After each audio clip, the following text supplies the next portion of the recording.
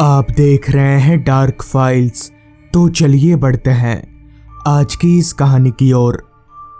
साल 1999, जगह भटूक ग्राम। उन दिनों मैं गांव में रहा करता था और गांव में रहकर ही खेती बाड़ी किया करता था, जिससे मेरा और मेरे परिवार का जीवन चलता था।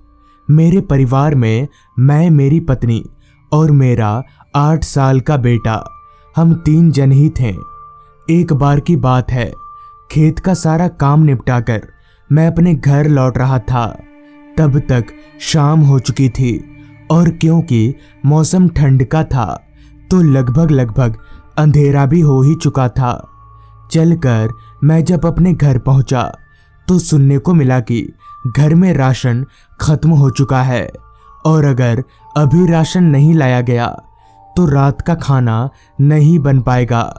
फिर क्या था, मैंने घर से एक थैला उठाया और चल पड़ा बाजार की ओर। जैसे जैसे शाम रात का रूप ले रही थी, वैसे वैसे रास्ते पर कोहरा भी बढ़ता ही जा रहा था।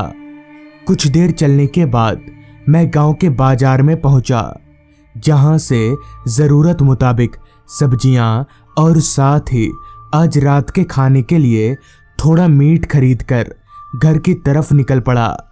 तब तक पूरी तरह से अंधेरा हो चुका था। परेशानी वाली बात तो ये थी कि उस वक्त हमारे गांव में बिजली नहीं पहुंची थी। खैर, मेरे पास बैटरी टॉर्च था तो अंधेरे से डरने वाली कोई बात नहीं थी।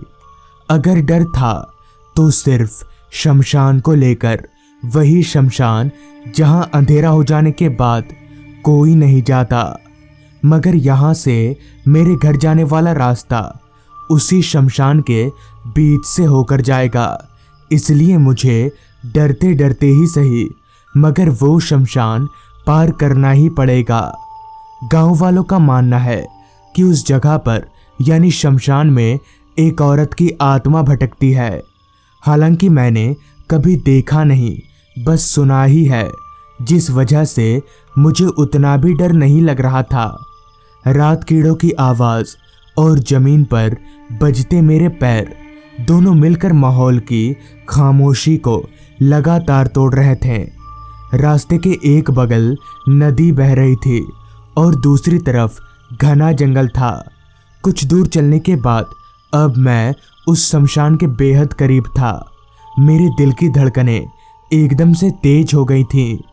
अभी मैं टॉर्च लेकर आगे बढ़ ही रहा था कि तभी एक आवाज़ के साथ ही साथ मेरे शरीर के सारे रोंगटे एकदम से खड़े हो गए। वो आवाज़ पायल छमछमाने की थी, मगर मेरे आगे पीछे तो कोई नहीं था। फिर ये आवाज़ कहाँ से आ रही है, ये मेरे पल्ले नहीं पड़ रहा था। एक ही झटके में मेरा डर आसमान छू गया। अब क्या करना चाहिए और क्या नहीं, मुझे समझ नहीं आ रहा था। लेकिन कुछ देर बाद ही वो पायल छमछमाने की आवाज़ अपने आप ही बंद हो गई।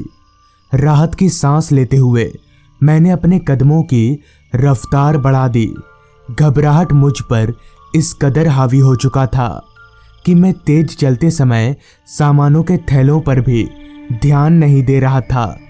चलते चलते मैं जब शमशान में दाखिल हुआ तो पता नहीं क्यों मेरे शरीर में एक सिहरन सी दौड़ गई। खैर, शमशान के अंदर से होते हुए मैं घर की तरफ चलता रहा। रात के अंधेरे में वो शमशान काफ़ी डरावना लग रहा था। शमशान के अंदर एक भी लाइट नहीं थी और ना ही कोई इंसान था। अभी मेरी टॉर्च की लाइट मुझे आगे का रास्ता दिखा ही रही थी कि तभी मेरी टॉर्च की रोशनी में रास्ते के बीचों बीच एक औरत बैठी दिखी। उस औरत को देखकर मैं हक्का बक्का रह गया।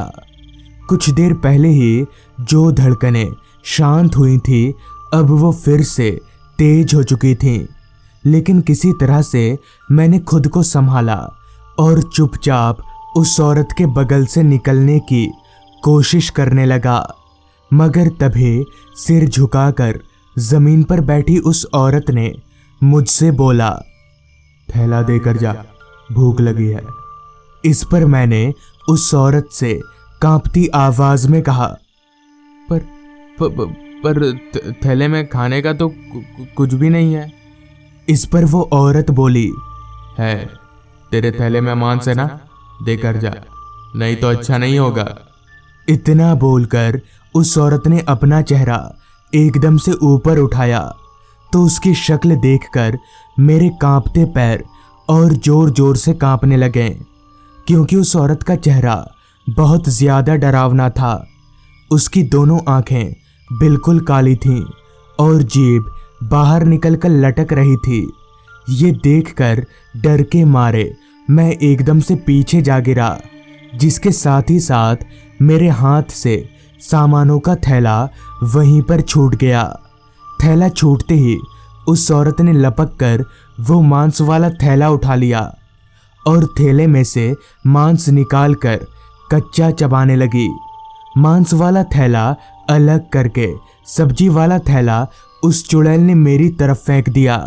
डर के मारे मेरा दिमाग तो काम नहीं कर रहा था, मगर मैं इतना ज़रूर जानता था कि यहाँ रुकना मेरे लिए ठीक नहीं होगा, जिस वजह से मैंने सब्जी वाला थैला उठाया और दाएं बाएं देखे बगैर सीधे घर की तरफ दौड़ लगा दी।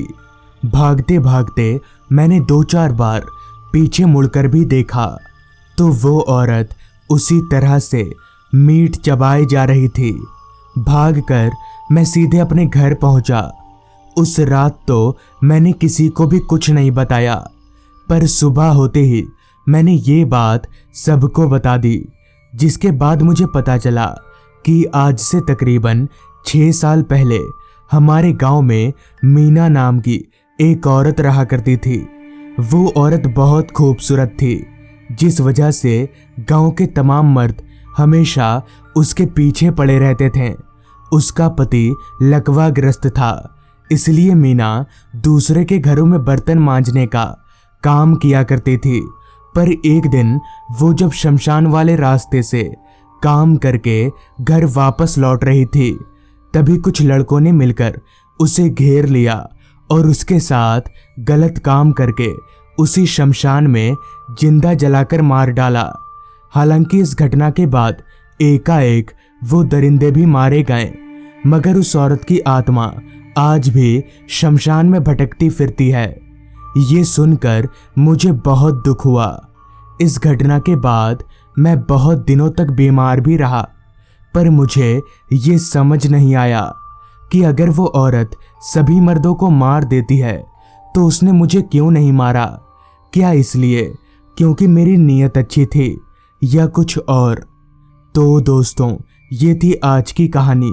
अगर आपको ये कहानी पसंद आई हो तो चैनल को ज़रूर सब्सक्राइब कर लें। तो मैं आपका दोस्त आर्यन जल्द ही मिलूंगा आपसे ऐसी ही एक कहानी के साथ।